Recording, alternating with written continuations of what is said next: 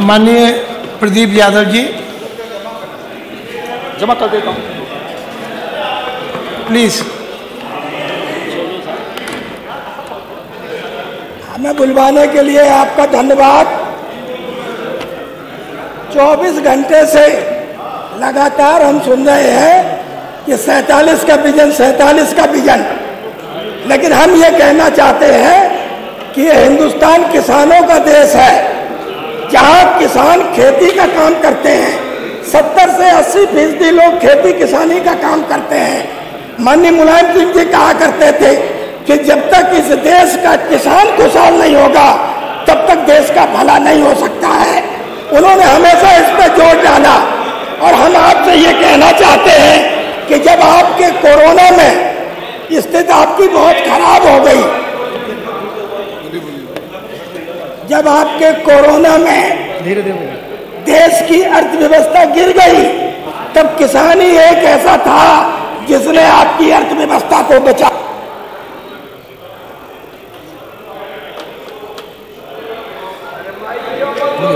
अरे मेरे माइक को तो खुलवाओ, बंद कर दिया क्या? नहीं, चालू है, माइक चालू है। हो गया।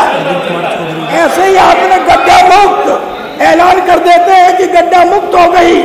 प्रदेश में जितनी सड़कें हैं, छोटी सड़कें बदहाल हैं, और हम माननीय आदरणीय मंत्री जी बैठे हैं, सिंचाई की नहरों की पटरी, बम्बा की पटरी, मंडी समिति की रोडें, सारी रोडें ध्वस्त हो गई है, पुनर्निर्माण तक नहीं हो पा रहा है। और जब एक्सियन से कहते हैं तो एक्सियन कहता है कि हमें रुपये इतना कहाँ मिलता है, हम कहाँ से करा दें। प्रमुख सचिव रोता है, सारे लोग बैठ के रोते हैं। और कितनी बढ़िया बात है, इस समय प्राइमरी विद्यालय बंद और शराब की दुकानें गली गली।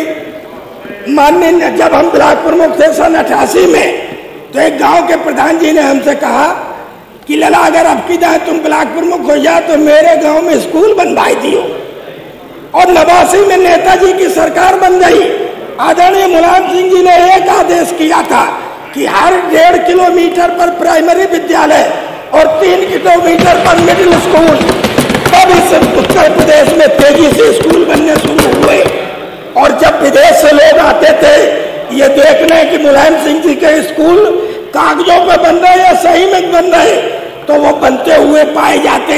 हम इसलिए आपसे कहना चाहते हैं कि गरीबों की, किसानों के, इनके गरीब बच्चों की शिक्षा को मत खत्म करिए, ये हमारा आपसे अनुरोध है।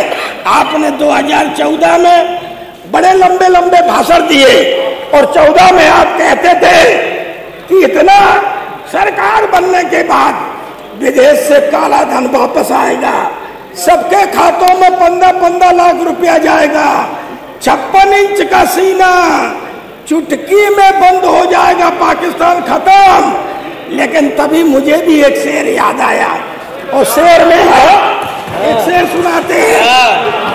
झूठों ने झूठों से कहा है सच बोलो, झूठों ने झूठों से कहा है सच बोलो। अरे भाई, सरकारी आदेश हुआ है कि सच बोलो। घर के अंदर झूठों की मंडी है, घर के अंदर झूठों की मंडी है, दरवाजे पे लिखा है कि सच बोलो। तो ऐसे झूठे लोगों से जो लंबे चौड़े भाषण देके जनता को बेवकूफ बना लिया, अगर असली विजन जानना चाहते हो तो गांव के गरीब बच्चों को पढ़ाओ। आदरणीय अखिलेश जी ने कन्या विद्या धन दिया, साइकिलें बांटी, बेरोजगारी भत्ता दिया, वृद्धावस्था पेंशन दी, विकलांग पेंशन दी, विधवा पेंशन दी, ये काम किए, तब गुड विजन होता है। जब आप काम करेंगे, अच्छा काम करेंगे, तब गुड विजन होगा। और अच्छा काम नहीं करेंगे, कभी कभी एक और हमें याद आता है, एक कौवा से उसकी पत्नी ने कहा कि स्वामी, हमें इस बात का गर्व है कि आप बहुत चालाक हैं। उसने कहा, हम बहुत चालाक हैं, आपकी भावनाओं की हम कदर करते हैं, लेकिन चालाकी में भाजपा हमसे आगे है। कौवे की पत्नी ने कहा कि स्वामी, आप गंदे से गंदी, खराब से खराब माननीय प्रदीप जी, सड़ी से सड़ी चीजें खाते हैं। संक्षिप्त कर ले। और तब भी आपसे आगे भाजपा है, तो ये बताओ कि भाजपा वाले क्या खाते हैं।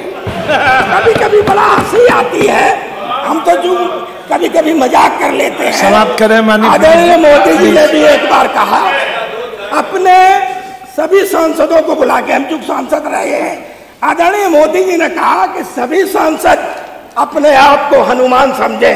हालांकि उन्होंने ये नहीं कहा कि हमें राम समझो। तभी एक सांसद बोला, प्रभु प्रदीप जी माता जी समाप्त करें प्लीज। तो ये चूंकि सदन है, हम ये चाहते हैं कि औरैया में जी मुख्यालय तक 4 लाइन से नहीं जुड़ा है। आपसे अनुरोध है कि उसे तो 4 लाइन से जुड़वाने का कष्ट करें।